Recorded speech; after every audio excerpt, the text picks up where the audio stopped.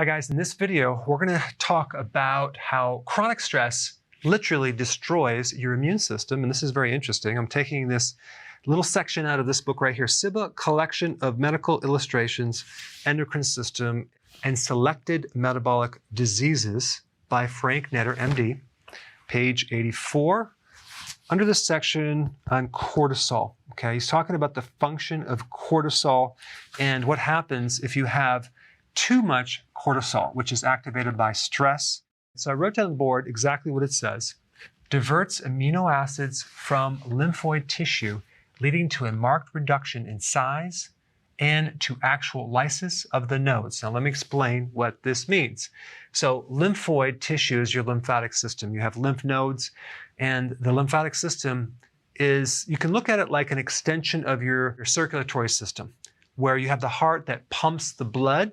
And so part of that blood gets absorbed in the tissues and turns into lymph that then goes to what's called the lymphatic system. Now, you don't have a pump to push this system, so you want to look at it like a drainage system. And so all this lymph comes up through the body and it gets dumped back into the vascular system. Without this system, you can have a lot of edema in the tissues, but it also is an area where you have a lot of immune reactions to keep these pathogens away from different organs. So this is why your glands might swell up and they help protect you.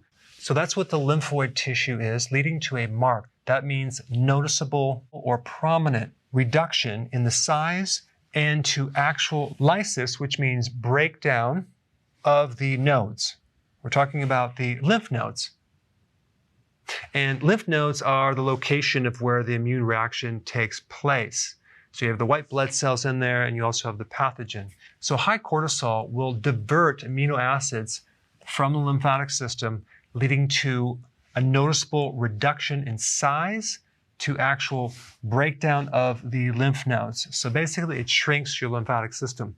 Now, this is not good because now you're going to lose your defense mechanism. It's making your immune system smaller. Next one says this. This is accompanied by a marked, in this context, we're talking about something that is distinctive and emphasized, okay? So by a marked decrease in overall antibody production. Now, antibodies are those things that are produced by your immune system that helps develop immunity. Antibodies don't necessarily kill, but they actually put a tag or a little indicator on the pathogen for other immune cells to kill them. So if you have enough antibodies in your system, you are protected. But with high cortisol, you have a decrease in overall antibody production, which together with a breakdown in inter and intracellular, that means between the cells and within the cells, okay, and then we're talking about barriers. So you have various barriers of immune defense.